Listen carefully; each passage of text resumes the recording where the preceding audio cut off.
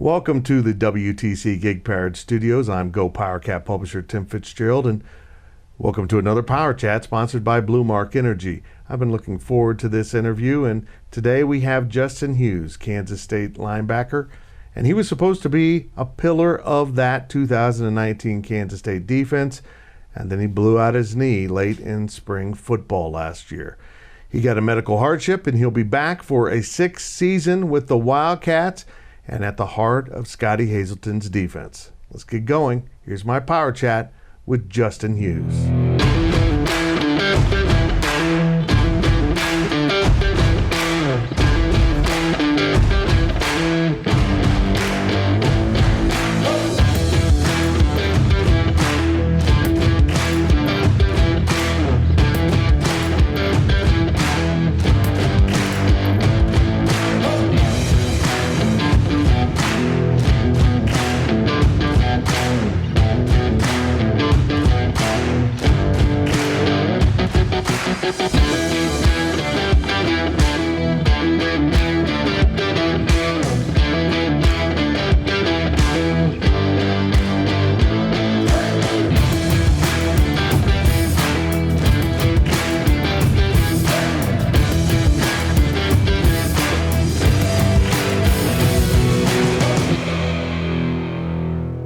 Welcome to another edition of the Power Chat, sponsored by Blue Mark Energy. We are here in the WTC Gig Parrot Studios in downtown Manhattan.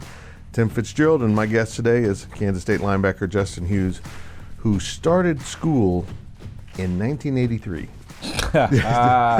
Dude, you've been here forever. I know, right? It's been a long ride, but I enjoyed the process, and I'm thankful for everything that I've been through. Has made me a better person and a better man. It's weird how that works out. You started in 2015, you redshirted, then you had some issues in 16. What exactly happened in 16? Just going through some immaturity issues with myself and the old coaching staff. I had a lot of growing up to do, and I'm glad that Coach Snyder and their staff gave me another opportunity to stay and just get through those bumps that I needed to get through in the road. And just, I'm thankful because it made me a better person. And like, ever since that point in my life, I've been working to make myself better, and I could say that I've done that. I've truly done that. Yeah, you really, we'll get into all this, but you kind of had to work your way up the ladder. I'm just going to say it. It's almost like they wouldn't let you get past that season, and you had to prove yourself more than almost anyone else. I feel like I set myself back with some of the immaturity issues that I had going on, and just the problems that I had with the old coaching staff. And I think that they had the right to do that because of all the things that I showed them. And so with myself working as hard as I have, I feel like that 2018 season was my coming out season, and I feel like I did what I could have been doing already, but it was my own fault for setting myself back. Very interesting. And I like the accountability. It took a little while to get on the field in 18, but boy, when you got on the field, that had to feel good. Yes, sir. You settled right in. Yes, sir. Just a lot of preparation. I knew my time would come. I knew God would stand by me because I was by his side all this while, and just this college run, I stayed with God, and I knew he was going to reward me at some point, and when my opportunity came, I had to take it. What were your thoughts when you heard that Coach Snyder was retiring and there was kind of indecisiveness about who was coming in? Kind of just like wondering what's going to happen with the new, like with the staff, and what's going to happen with everybody coming in. And at that point, Coach Snyder had gave me an opportunity to show myself, and I was very thankful for it. So I was kind of surprised that he was going to retire. And even though our season didn't end that year that we wanted it to, it was surprising that he wanted to step down. So. Yeah, but you graduated in that right after that season. Yes, sir. You could have grad transferred, right? Yes, sir. I could have grad transferred. I feel like that 2018 season was just, like I said, my coming out season. I felt comfortable here, and I felt like I was a leader. The guys had really taken on to me just because they seen what I actually can do on the field, and I wanted to stay with my brothers. And I feel like no matter who comes in this program, I'm going to show them that I'm a leader and show them what Coach Snyder has built in me, and a better man and a better leader. And so I was going to take that role and change this program around, and I feel like that's what we're going to do. How soon did you know that Chris Kleiman was the right guy to be head coach and Scotty Hazelton was a good fit for you? I knew when he came in January and we had a team meeting, and he sent all the coaches out, all the staff out the room, and it was just the players. He was like, everybody get out, and the players, you just stay in here. When he talked to us in that meeting, I won't say too much because it was like a players-coach relationship, but at that point I knew he was a players coach, and I felt like he truly cared about his players, and he truly cared about us being successful more than just football players, but as men as well. And so at that point I knew that they had hired the right guy. So yeah. And Scotty's got to be fun to play for. Oh yeah, man. He's a whiz. Like with football, I treat football as a puzzle, and I put things together, and I find football so interesting. Even when I'm sitting down playing Madden, I take it so serious because I try to learn new things based off of what they do on Madden and what they do on the field and what Coach Hayes teach me. And he's taught me so much stuff that since he's been here, and I'm truly grateful for it because he's been in the NFL. He's seen what guys can do, and he's seen what it takes to get there. And so I feel like he's the perfect guy to coach me because he's such a guru with film and X's and O's and all that type of stuff. And I love that type of stuff because I find it interesting. And so I feel like he's the perfect guy for me because I'm trying to get to the next level, and I'm trying to get to the point I want to be in my life. So. And you can't learn enough about this game. Yeah. It's like chess. I mean, even a chess master's probably learning new things about the game because if the offense moves a piece here, you have to complement it, and you're just kind of moving each other's pieces around the table, aren't you? Yes, sir. Even when we were just in film the other day, I think it was last Wednesday, we talked about just the smallest detail of a receiver lining up inside the hash or outside the hash. They can make the most difference in the world as a linebacker because if the guy's lining up too tight, then we can read what the offense is going to do. If it's run or pass, and if it's pass, we got to get back. And if it's a run, we can get downhill a lot faster. And it's just fun. It's a fun game because it's always developing. And I say football is always developing because the offense is becoming such a big part of the game. And it used to be a defensive game where we can hit people all the time. And it was just like, you really got to be on your stuff right now, and you got to be tuned into your keys because offense is really getting out there, especially in the Big 12. It's an offensive league, and so you really got to be on your P's and Q's. Yeah, you got to cover. Yeah, you don't. For sure. You might end up with a really athletic running back or tight end. Or yes, sir. Yes, sir. You mentioned to me that you're continuing your studies to work in, but you want to be in journalism. I find that interesting. You also want to coach, but if you got into journalism, what would your ideal job be? I would love to be like a sports announcer for a team anywhere. Like Stephen A. Smith is my idol. Like I enjoy watching him every day. I wake up at 8 o'clock, we work out, and I get home at 9 and First Take is on. And I'm trying to look at him and see the things that he does and the things that he talks about in the game. And he's so energizing. I think that's one of my biggest personality advances, that I am a great personality type of guy, and people latch on to me. And I think that's what he does well. He can draw your attention no matter what. And I feel like that's something I can do because people draw on to me, my personality, and I feel like I'm a great guy. Don't you feel like he's a little over the top? Sometimes. I can see Stephen A. at home. I'm fixing a sandwich. Yeah. Dan, it's just a sandwich. Sometimes he is over the top, man. But you got to love him for it because he's so enthusiastic about whatever he does and whatever sport he's talking about. He's enthusiastic in it. And one thing I can say about Stephen A., he's going to keep it real no matter what. Yeah, he does. Whatever he feels, he's going to let you know he's feeling that way. And I applaud him for that. And because you'll see people, retweet stuff that he said, and it might be different than what you would think he would say. Because he's not taking a party line. Yeah. He's just saying what's on his mind. Yeah. And I appreciate that about a guy that does that job. For sure. I appreciate it because like I said, he's my idol, and I watch him every day, whether I'm watching basketball and he's announcing a basketball game, or football, he's talking about the playoffs, Super Bowl. And I just enjoy his enthusiasm about the game and his enthusiasm about his work. Did you see the video of him hitting the three-pointer at the All-Star weekend? Yeah. God, did you see him get the tech? No, I didn't. He got the tech in the Celebrity All-Star game. You got to work for that, don't you? Yeah, he did. I think he did. He was doing that on purpose. That's good. That's something to put on your resume. Yeah, for sure. But you kind of want to get in coaching. Yeah. That's cool. This season when I took off because of my injury, I realized coaching's tough. Because I had to when Coach Hughes wasn't around, the linebackers know I understand the game and I understand our defense. So no matter what position we have on defense, guys come to me and ask me questions.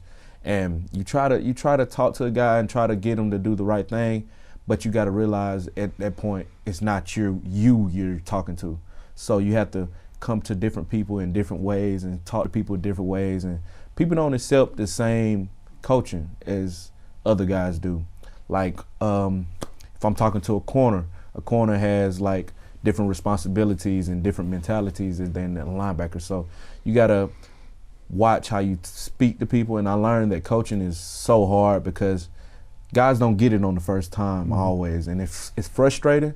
But at the same time, you have to understand you have to work with people and continuously work with people, because those guys aren't you, and they're not gonna get it as fast as I do specifically. But like, you just got to keep working with guys and just teach them ways for them to understand it differently than you would. So yeah, I mean, everyone learns differently. Yeah, exactly. Some people are visual, some people have to walk it through, or exactly, or whatever. Backing up though, everything seemed to be snapping into place for you. You really ascended to a true leadership role with this new coaching staff. They were raving about you. Scotty Hazelton, I think, loves you. Yes, sir. I'm just saying that. I think he actually loves you. And then the knee goes at the end of spring practice. What are you thinking as you lay there? When I'm down, I'm thinking I'm just going to get back up and walk it off, because that's the kind of guy I am. I'm the type of guy that this happens more than once, but I just feel like I'm going to get up and walk off, because I've never been through any type of injury this significant. So as I try to get up and walk off, I'm feeling like something's not right. And so they take me in the treatment room, because it was the last period of practice. So they take me in the treatment room, and I'm in there, and I'm like, I just hope it's not my ACL, or if it is my ACL, I hope it's just my ACL. But my injury was so significant, it was my ACL, MCL, and my meniscus. And you were thorough. Yeah, so it was a lot of work to get it fixed up and cleaned up. And so I'm just thankful for my trainers and my doctor and my coaching staff for just sticking with me, you know? Like, they could have gave up on me. This guy's through. Like, he's had a big injury and he's going to give up. But I want to thank everybody that just stuck with me and just get me back to this opportunity that I have coming forward. Plus, you're 37 years old. Wiser. What exactly happened? How did the injury take place?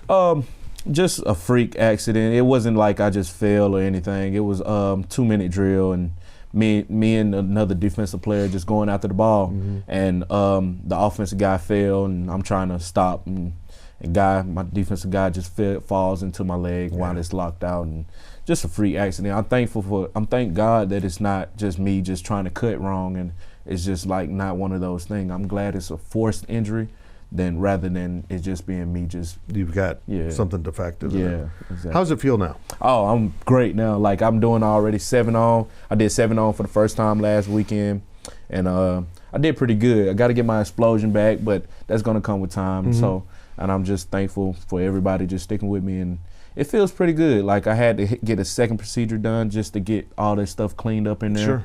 And so after that, I feel so much better, and I'm just happy. Does it take a little bit to, I don't know, trust it? Yeah, it does. It's a mental thing. Elijah Sullivan is helping me with that. Like, even I'm coaching him on the field, and he's coaching me through this, and I'm thankful he's here because he's been through an ACL. He's been through that twice in the process, and so he's helped me through this process. And he says it's more mental than it is physical, because your knee is fixed. Like, my knee is fixed, and he says the only thing that's holding you back is you. And so when he told me that, it's just like, I just got to go after it now, because this is my last season. I got to go get it. Let's back up and talk about Elijah and Tucker, Georgia, and how you two ended up here together. I mean, it's got to be a special relationship that you don't see much in college athletics, when players kind of come in from all over the place, or even if they're from the same team, they don't really interact that much. Maybe one's a running back and one's a DN. You guys are literally brothers from childhood into college, playing the same position, going through some of the same things, both into a 6-year. Yeah. It's incredible. Great story. We talked as soon as I went down. The first person to text me a long paragraph was Elijah Sullivan. And he told me, man, no matter what you go through, just stick with it. And he's been by my side this whole process. He's been my brother since 10th grade. And so, like, playing beside him has been one of the best opportunities I ever had in my life. He's become a brother to me, and talking to him before plays, and like before I got injured last spring, we was talking to each other beside each other in the practice. It was like, it's finally happening. It's finally going to happen. And I went down, but he was the first person to text me, like I said, and he's been my brother, man, and it's a joy playing with such an athlete beside me. And it's like, he's the athlete and I'm the like brains of the operation. We always tell each other that, and so I tell him what he needs to do. He goes out there and do it, and I'm of course going to do my job. And it's just I can't wait. I can't wait to play with him again. That's kind of one of the things I was sad about going out with my injury, that I'm not going to be able to play with my brother, but we get to go out together. We get to go out together. Because it's kind of weird. He got hurt in 18. You stepped forward and played kind of in a spot. You get hurt. He kind of steps into your spot. Finally, hopefully, everything goes right in 2020, and you guys will be side by side. Yes, sir. It's a story. It should be a storybook ending. We're gonna try our best. Like, me and Elijah are gonna try to lead this defense and make it the perfect ending for everybody, and just try to get this thing going and set the standard for everybody to come forward. Scotty Hazelton, your defense coordinator, once said, "It's almost as if you have a photographic memory. You can see things and retain it and understand it." Is that kind of how you've learned, football or non-football? You've got good recognition of things you've seen before? Yeah, my attention to detail, I would say, is one of my best parts of my game, because I feel like any little thing, it's always a reason for something in football. Right. No matter what, like the linebacker just lining up tighter. Skylar, I'm talking to Skylar trying to get details on offense and talking to him about details on defense, and it's always something that you can get better at. And so I try to get better with each thing each day. So when we go into film room on that day, Coach Hayes installs something. And I'm like, okay, I've worked on the stuff that we talked about in the past. So he's probably going to throw something in there at practice that we're talking about today. And so I'm always looking for that little thing that he's talking about, so I can do it right and show Coach Hayes that I know what I'm doing and I can go out there and play. And I'm trying to show him that I can lead this defense. That's what I love about football. Absolutely. What I love about it. I mean, an offensive lineman can have poor foot placement, and you can go, that's why the whole play didn't work. This guy didn't place his foot. Absolutely. And as a defensive player, you recognize that on film. You see an advantage you can get on someone. Absolutely. Wide talks to me about that all the time, like just pass rush, and Wide's a freaking monster.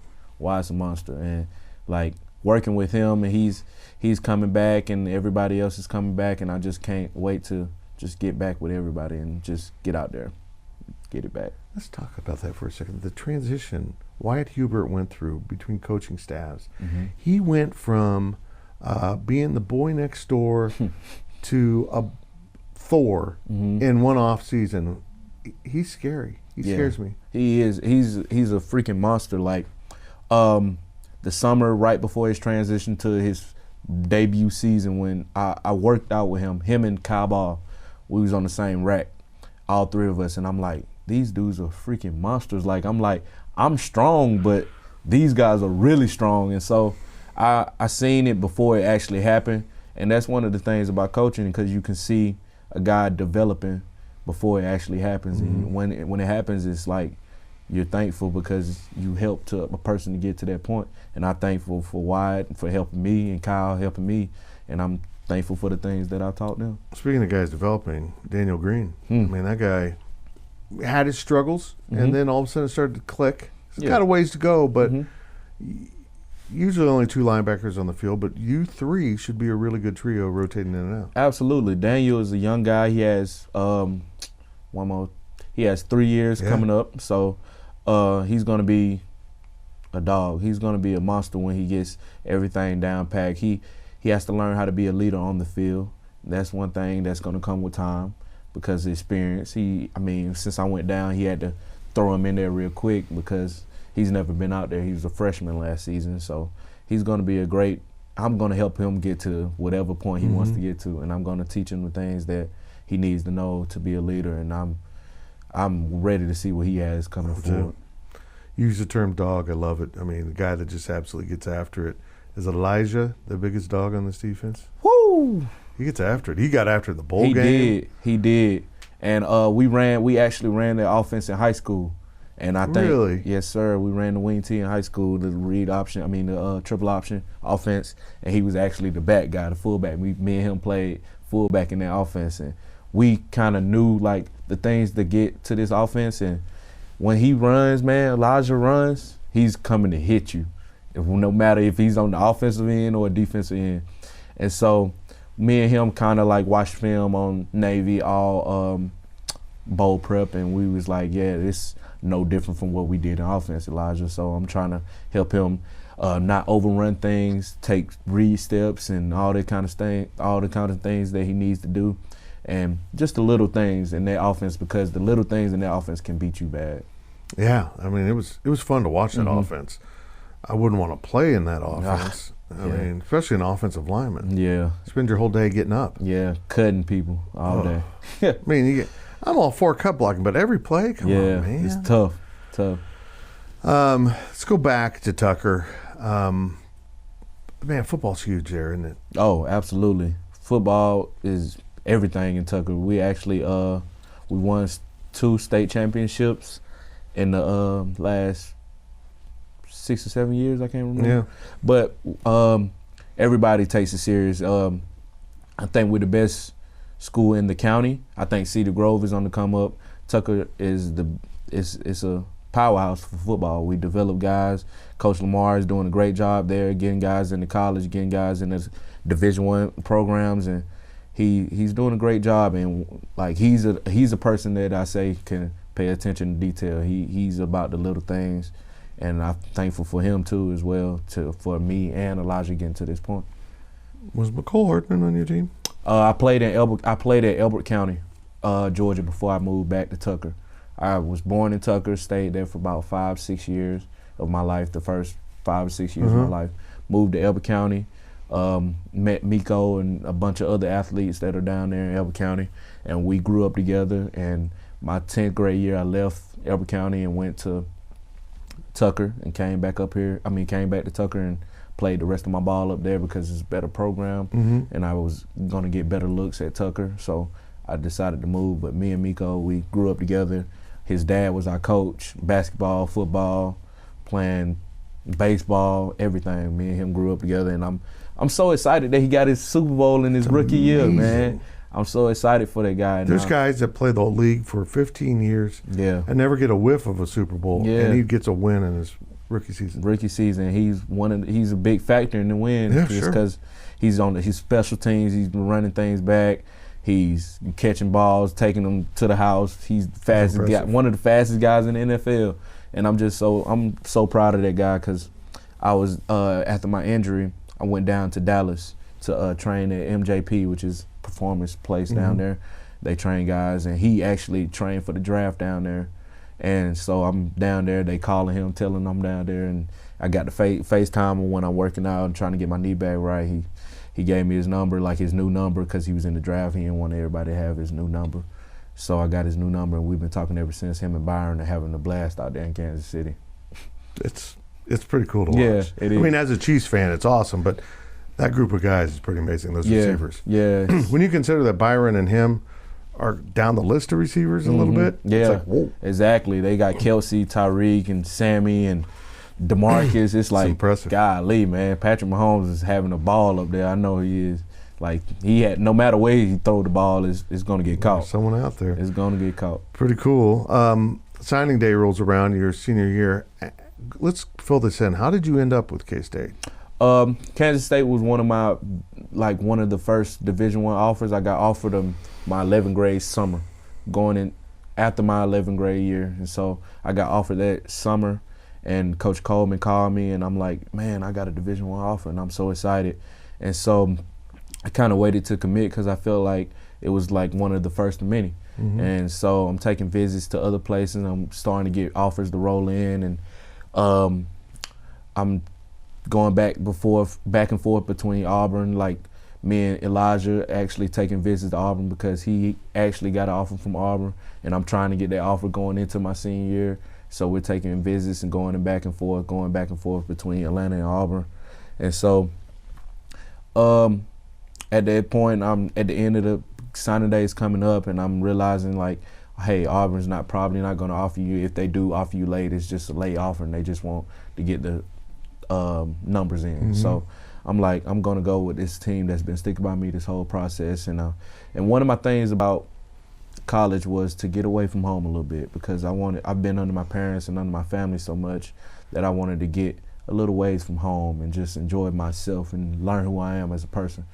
So I decided to come here in Kansas State, and I'm thankful for Coach Coleman and Coach Snyder for getting me up here. And even though I gray shirted, so I'm just thankful for them sticking by me, you know. Man, you got away from home. Yeah. I mean, you love Atlanta, that whole area. Yes, sir. And you love warm weather, I understand. Yes, sir. You came to Kansas, man. I did. I understand, I understand the summers get hot. They do. But the winters get cold.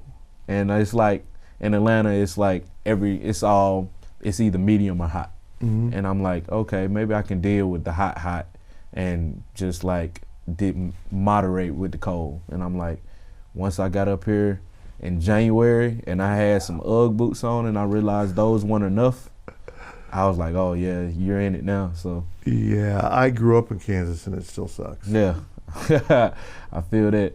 I'd never want to live north of here. And what I mean, literally, I wouldn't want to live 5 miles north of here. Mm-hmm. It just gets colder. Exactly. And I don't have any tolerance for it. I know. Like, I talked to Devin, Coach Kleiman's son, and he was like, oh, this is nothing. I'm like, oh, what are you talking about? But I understand he's up there in North Dakota, and I'm like, no, thank you. That's as north as you're going to get from here. So it's like, it's probably way colder all the time. And it's like, no. The thing about Kansas is no matter what season it is, the weather stinks. I mean, once in a while you have a day you're like, this is lovely. Yeah. But the next day it's like 95% humidity or it's 0 degrees. Exactly. Like the other day, this past weekend, it felt really good. I'm like, all right, maybe the cold's gone. And today it's 30 degrees. Yeah. And I'm like, not how it works in Kansas. 2020, you got to be stoked. I mean, the team without you goes 8-5, probably exceeds expectations of people outside that locker room. Mm-hmm. And yeah, there's questions about the team. That's true of any college team. Mm-hmm. You got questions. Players come and go. But you got to be stoked to get out there in the spring and get this team rolling. Absolutely, man. This coaching staff has done a great job with the guys that they got pulled in, the recruits coming in, great recruits, position that we need because we got guys leaving. So we got D tackles coming, Derek back. We got Robert from Mississippi. He's a monster. We got guys coming in from everywhere, and it's just like an joy to see those guys added on to what we had last year. And I'm excited to get out there, because we went 8-5 last year, but it was opportunities. We could have been an 11 and whatever team. Mm-hmm. We could have won 11 games, and I'm just like, it was the little things that beat us, just the small little things, and I can't wait to just help the team fix those little things so we can reach our full potential. I love your attention to detail. I love it because that's really what makes differences in wins and losses. You go back and look at a couple of those losses, it's like that play, that one play. If it goes differently, the game changes. Yeah, absolutely. Like the West Virginia game, guy scrambling around, throws it deep, and gets a BS touchdown. Like, I still don't understand how. Yeah, I think he disappeared. I think he physically disappeared and then reappeared in the end zone. Exactly. Yeah. I'll give hats off to every team that we played, but the only team that we should have lost to last season was Baylor. Baylor had our Baylor number. Was better. Baylor was a better team, and they came out and they got after it. But every other team we should have beaten, and we're going to get that corrected next season. We're going to do even better. Was it a little surprising how good Baylor was?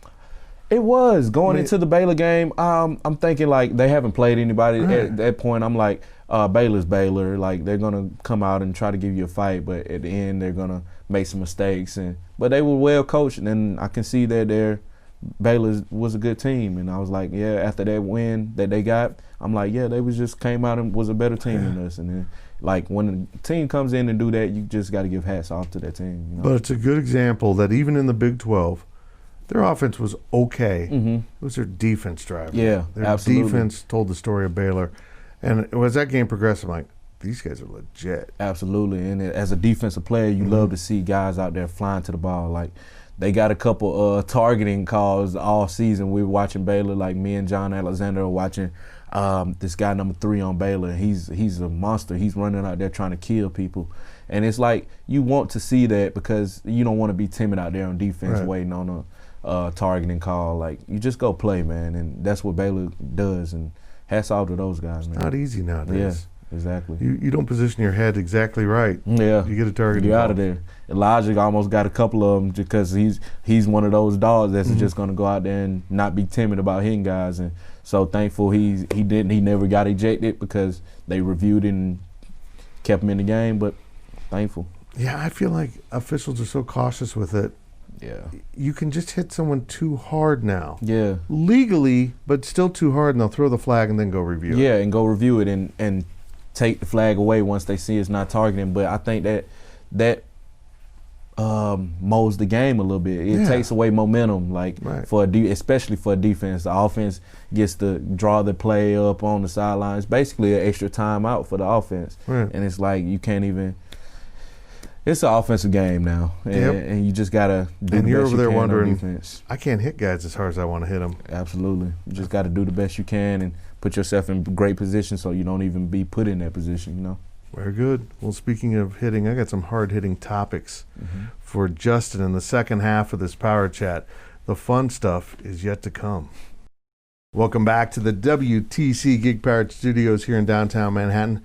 As the Power Chat, sponsored by our friends at Blue Mark Energy, continues with Justin Hughes, K-State linebacker, entering his 6th season at Kansas State. Man, that's a long time to spend in school. You should leave here with 2 degrees, a master's, maybe a PhD. Yeah, but I mean, it's cool though. I mean, it's weird, but yet you can cover all your bases with what you want education-wise. Yeah, paid, absolutely, done. Absolutely. Like, I've already graduated with a degree. I can get a minor in mass comm and journalism, and I'm going to finish with a coaching certificate. So it's like I'm getting a lot of things done. Plus, I'm doing the thing I love, so it's worth it. So I did not make the most of my time in college. Most people don't. I got into that final year like, I'm done with this. So done with this. Now I wish I'd stuck around, got a master's, and but I was absolutely done with it. You're a Georgia guy, man. You love Georgia. What is it about Georgia?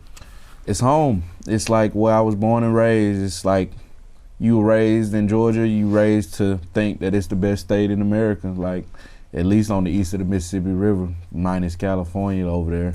They think and Texas thinks they run everything. Like, I realize players on the team, we argue about the best state all the time. Like, we feel, me and Elijah argue with the guys in the locker room about where the best players come from, where the best players go, and all this kind of stuff. And we have arguments, but at the end of the day, I think Georgia's home for me, and I think it's one of the best places to be. It's affordable. Me and my girlfriend talk about it all the time versus Dallas, which is very expensive, and we just feel like it's home for us. So. Why is Dallas expensive? I don't know. Like, it doesn't make sense to me. It's kind of sprawls, and I just don't get Dallas. Yeah, it's like they're building cookie cut homes. I guess they are. Like, all of them are the same, but they're very expensive. Like, my home in Georgia has 5 bedrooms, 4 baths, and it's $300,000. Right.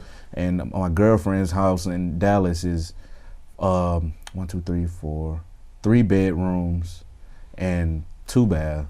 And so it's like, and that's $500,000. I'm like, golly, y'all don't even have a yard. Like, where you gonna raise your kids at? And like, it's no land. No, that's not good for me. Yeah. I'm a Kansas guy. I understand where you're from.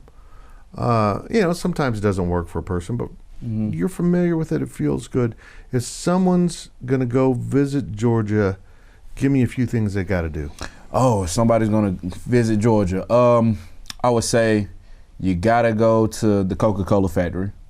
You gotta go have some hot wings in Atlanta. That's what we're known for. Hot wings is the thing. What else? The aquarium is the biggest in the world. Six Flags is always an enjoyment, and I would say go to the Lake Lanier, but it's been so dangerous out there. People been going missing and drowning and all that kind of stuff. So That's less than ideal. yeah, that's way less than ideal. So those things are what I kind of like to do when I get home for break, and so I like to just take my girlfriend to experiences that I've experienced. So Wife and I hit Savannah recently. Loved it. Mm-hmm. A lot of history. Mm-hmm. A lot of haunted things. Not good. Yeah, absolutely. Savannah is like where we go. They have this spring break thing called like Orange Crush, and it's like Savannah State kind of like runs the Orange Crush event and whatever. So it's a lot of touring things. Like when I was a kid, we did 4-H, and 4-H is like a agriculture thing, and just trying to get kids in tune with the earth and all that kind of stuff. And so every 4-H trip, we would go down to Savannah and go to the beach. And in Georgia, that's the only place where you can get to the water unless you're going all the way to Florida. Right. And nobody has time for that all the time. So we go drive down to Savannah, have a good time. It's like you said, it's a lot of culture down there. It reminds me of like a Louisiana type area. Yeah. And so it's like, I like that place because Louisiana, my cousin went to LSU, and I grew up with him, and so I love that environment, and it's just an experience for me, and I love it. So Okay, let's get to that. A couple things here. 4-H. Mm-hmm. What did Justin Hughes do in 4-H? Justin Hughes, every Thursday, Justin Hughes raised his hand and asked questions on different type of stuff like cows. I was interested in cows as a young kid, just how we got milk from cows and how the milk get into the grocery stores. Justin Hughes always asked questions, and his mom told Justin Hughes never be afraid to ask questions. So I was that little kid that does anybody have any questions? And I was that little kid that always raised my hand and had to ask something, had to let myself be known, just let everybody know I'm in the room. That's what Justin Hughes did. Did any friends say, Justin, quit asking questions? A couple times, but I was at that point in my life, I was just a little kid trying to be funny. But so after they did say that to me, Justin, stop asking questions so we can go to recess. Right. So I did. And you mentioned LSU. Mm-hmm. We got a question on one of our podcasts. We do an overtime. Like, it's just fun questions. And you're going to get 5 questions from me at the end of this. But one question we got was, if you could go to any other school just to go, you know, we're all K-State people, but what would you pick? I picked LSU. That's mine. Oh, man. We're at Louisiana State home in my house, and because my first cousin, he went to Louisiana State University because he was a 5-star running back. Went to Tucker High School, and that's one of the reasons I wanted to come back to Tucker, because he went there and had so much success. And my older cousin, who we live with, is such a big fan of him because it's so, like you said about Savannah, it's so much culture down there. When you go to Baton Rouge, it's like you're getting great food, you're getting great sights, you're getting great everything, great people. And Louisiana State, if I could go to any other college, it would be Louisiana State University. Plus, we keep the purple. Oh, yeah, fact. No, I'm fascinated by the Cajun culture. It's just amazing to me. What a melting pot of different things. Mm-hmm. You did a really cool sit-down thing with Scotty Hazelton, surprise interview. I loved it, but I'm going to turn the tables a little bit. You talked about Marvel movies. Oh. I failed horribly in not asking Scotty about Marvel. I know. I felt awful. I have recently been a Marvel convert, and I think that's probably why I didn't ask. Was when your video with him came out, I wasn't into Marvel, and then I got Disney Plus. Oh, okay. And I'm like, I'm gonna start watching these movies. I'm like, these are actually good movies. Yeah, they're really good movies. Like Marvel did I think they did such a great job. Like, it's like I watch a different movie or a different series of anything, and I'm like, this is not Marvel. Like, Marvel would have schemed it up a little better. I think Marvel did a great job schematically of putting movies out that connected them to the next movie or connecting them to the past movie. And I thought it was just great. Like, at first I wasn't a Marvel guy until Ultron came out, the Avengers of Ultron. Right. And I tuned in. I was like, man, all these superheroes fighting together is crazy. And so I really went back, and I'm asking people, like, which one do I watch first? Which ones do I not watch? And it's confusing. It is. It's a lot. Like, you got to go back. The first movie is like one of the first. Iron Man is the first one, but Captain America is the first Avenger. It's first in the the sequence. Yeah, exactly. It's crazy. It's like you got to go back to watch movies, and you, at the end of every Marvel movie, it's like a little snippet they give you just to tune you into like what's going on and what happened. I actually screenshotted for my phone the list. Someone offered the list. This is the order you should watch it in. And I'm like, well, no wonder I'm so confused. Yeah, you gotta look it up online. I think Iron Man is the first ones you're supposed to watch, and Captain America's after, and they throw Hulk in there. Yeah, it's crazy. I mean, it's like so much. This is every time I watch a Marvel movie, who's this dude? Yeah. Where'd this guy come from? Who's your favorite hero? I'm a Captain America guy. And I think it's because I'm from the 80s and everyone did steroids, which is basically what he did. Yeah. It's just high-tech super steroids that made him huge. Yeah, for sure. No. Because in some ways he's believable. Yeah, for sure. Well, how about you? I'm sad. Iron Man is my favorite. Really? He's gone, and I'm just I've ruined that for everyone. I'm just. Oh, I mean, golly, if you ain't seen Endgame now, then yeah, that's your fault. I know. Man, that was good. Yeah, man, it was crazy. Did you? I didn't notice it when I watched it, but at the end, all the women scene, all the women characters came in, and one that was Marvel's. They're amazing, man. It's like it's crazy. I'm a Star Wars guy. They could use borrow from Marvel a little bit in how they weave things together. Yeah. We went as a team to go see not the latest Star Wars movie, but the one before that, I think. And The Last Jedi. Yeah, I think so. And I thought it was okay, but I think I'm so far behind that I would be lost. So I can't catch up with the Star Wars, but I'm more of a Marvel guy anyway. So you get Disney Plus, you can watch them all. Yeah, I do got Disney Plus, so I should tune into the Star Wars, huh? I'm gonna warn you, the first ones are kind of rough. Because they made those in the middle. Yeah. 4, 5, and 6 was the first ones. Then they went back and made 1, 2, and 3, and 1 sucks. Oh, okay. So I got to look up online on the order to watch Star Wars. Disney Plus lines them up. Oh, they did. 1 through. In fact, they made a non in the storyline. They made like episode would have been 6.5. Rogue One fits right in between 6 and then the latest trio. I might have to tune in. People are bored out of their minds if they're not into these movies. I got to ask you about this. Before you became the big football star you are, you were most famous for a SpongeBob Krusty Krab pizza. I looked at it again this morning. It was epic, man. That went kind of mini viral, didn't it? Yeah, it did. SpongeBob is one of my favorite cartoons of all time, and me and Justin Seelman, former running back here, decided we was like we was in bowl prep actually, and we actually got a pizza for like our bowl prep meal, and so we was outside and it was snowing. It looked just like, I'm like, Justin, man, it looked like that scene. So I got this pizza. Let me try to do this video real quick. I started singing it, and he was like, man, get that on the snap, bro. And so he records it, and it just goes viral. We put it up on Twitter, and it just went crazy. People asking me, like, how did I come up with this, or like this type of stuff. And they taking the video and posting it on their own. It's like on YouTube and stuff, Facebook, and I only posted it on Twitter, so. 12,000 retweets. Golly, it's up to 12,000. Yeah, 12,000 retweets. Did you go and watch the Krusty Krab pizza scene before you taped it, or did you just know it? I just knew it. It's like it's second nature to know SpongeBob for me, because I love that cartoon. It's funny. That's really interesting to me because Michael Beasley, one of the greatest athletes at K-State, only played 1 year of basketball here. Man, he loved SpongeBob so much. Oh, really? It was he'd make a SpongeBob reference almost every press conference.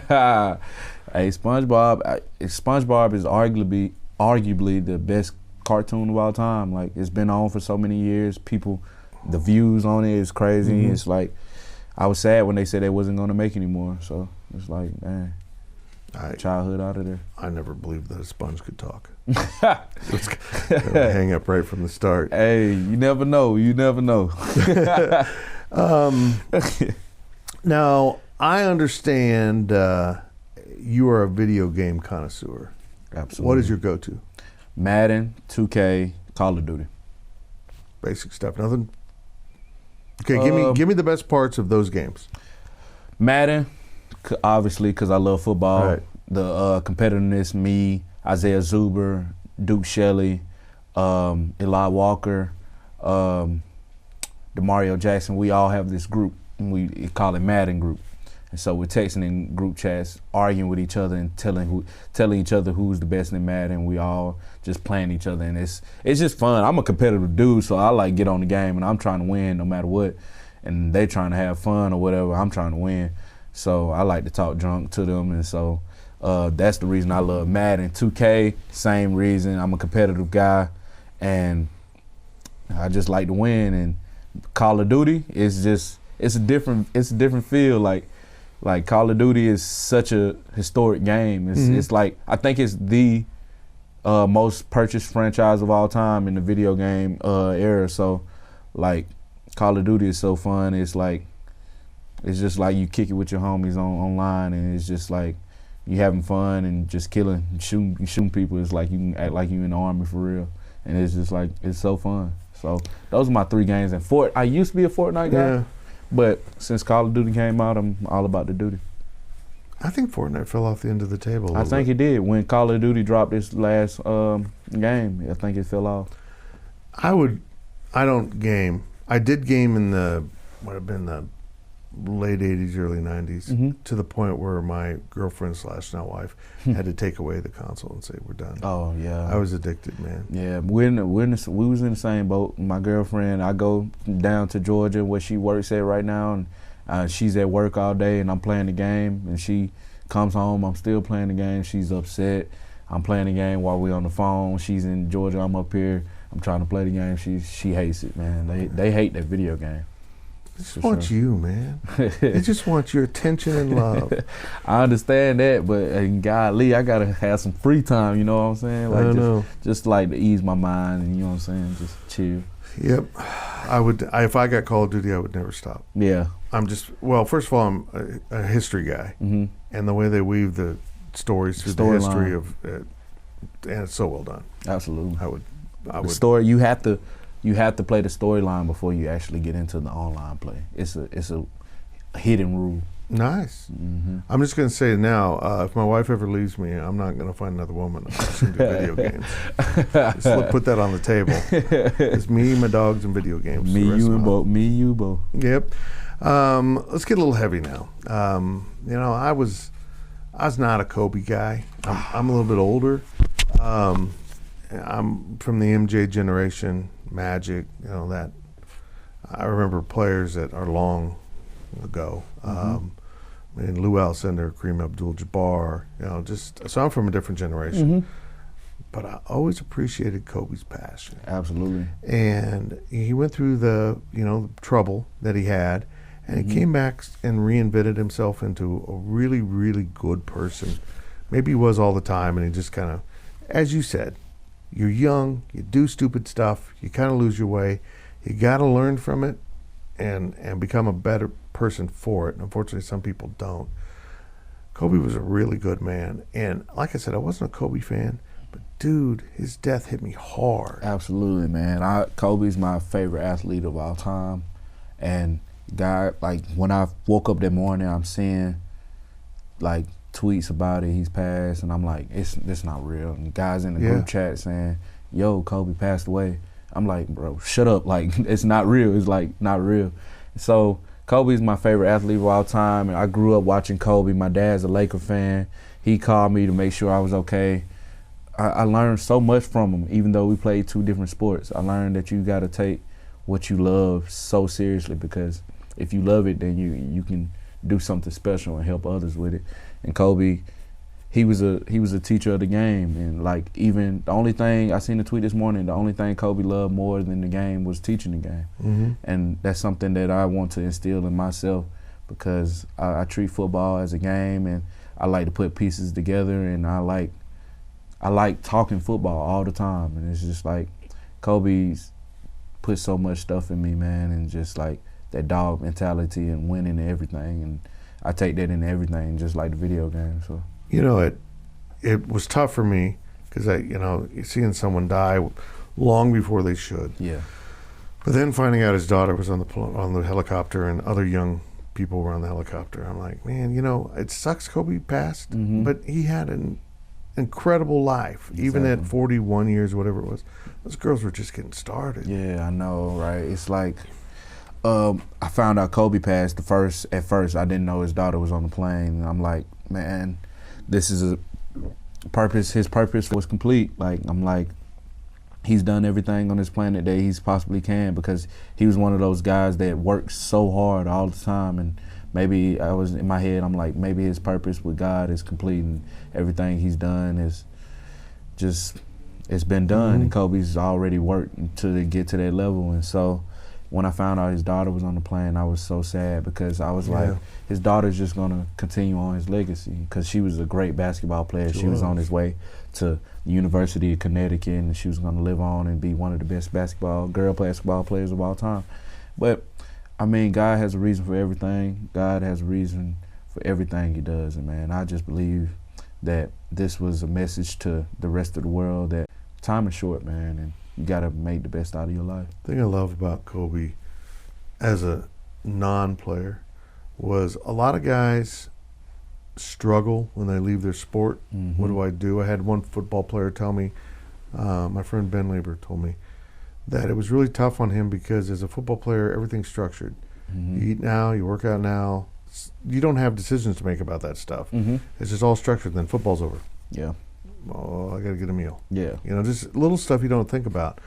What I loved about Kobe was he transitioned into life, and he put everything he had into coaching and his girls and his family, and business, and his foundation. He transitioned all that energy that he had spent on becoming an incredible basketball player, relentlessly becoming. It's not like, yeah, he was good, but he worked his way to be the greatest.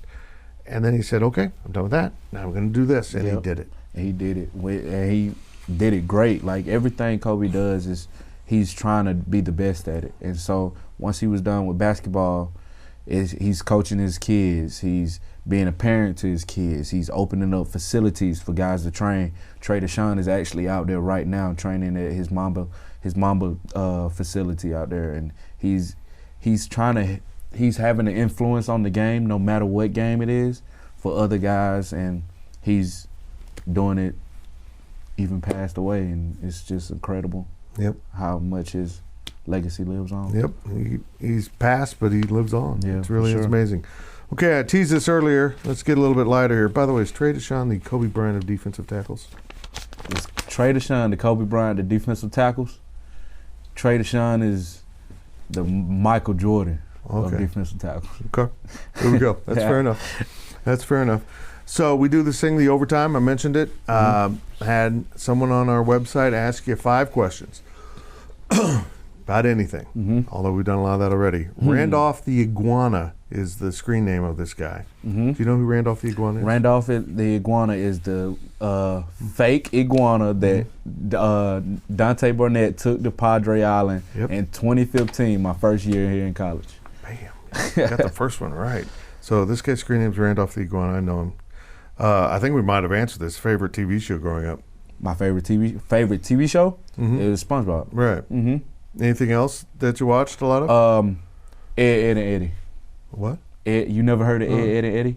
It's 3 guys walking around the cul-de-sac trying to make 50 cents so they can get jawbreakers. That's the storyline. Oh, that's deep. It's funny. It's funny? Funny. Okay, I'll look it up. Biggest thing you miss about being home in Georgia?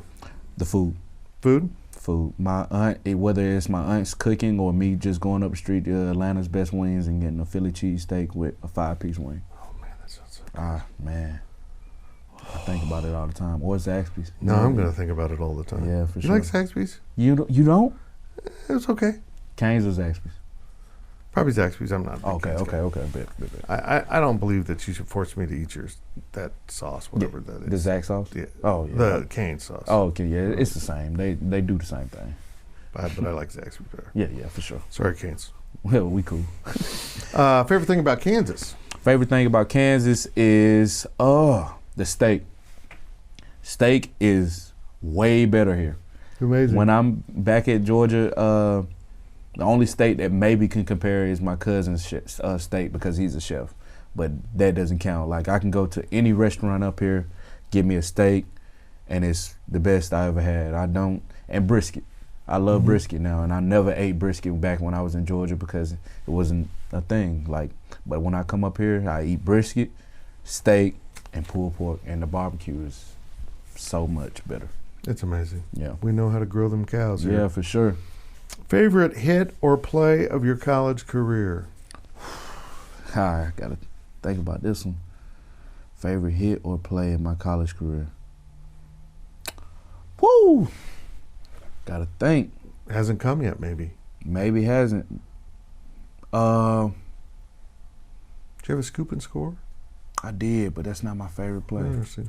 I thank Reggie for that though. Favorite hit? Probably the Kansas hit. Me shooting the gap and getting a stop for our offense so we can score and take that game in and win it on Puka.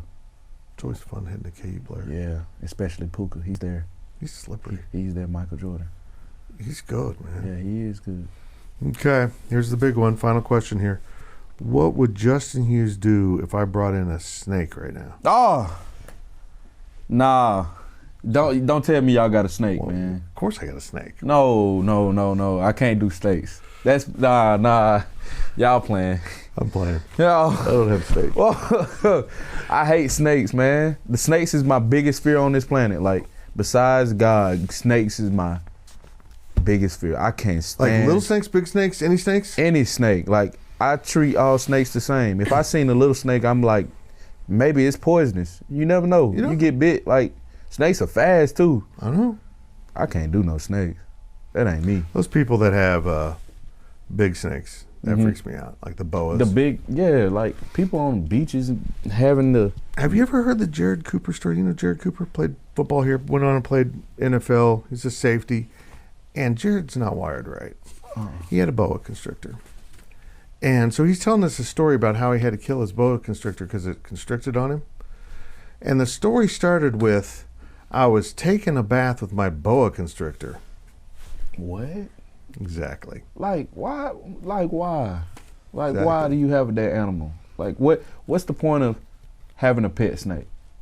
You know, Just so you can feed it rats and watch it eat it? I feel like any animal that could turn and kill you is not a good thing to have in your house. Absolutely, especially a snake. Snakes get loose and then you don't know where it is and it scares somebody else because you wanted to have a pet snake. This is a good way to end this. I don't think my dogs are going to turn on me. Nah. There's Dogs are loyal. There's What kind of dogs you got? 60-pound poodles, standard poodles. Oh, you good. Well, they're plotting against me. I know they are. I know they How are. many you got? I got 2, and then we got a Scottish Terrier who's a million years old. Yeah. She's older than you, Oh, yeah, for sure. and you're 37 years old. Yeah, almost. That's going to do it for this Power Chat with Justin Hughes. I'm looking forward to seeing this dude play in 2020.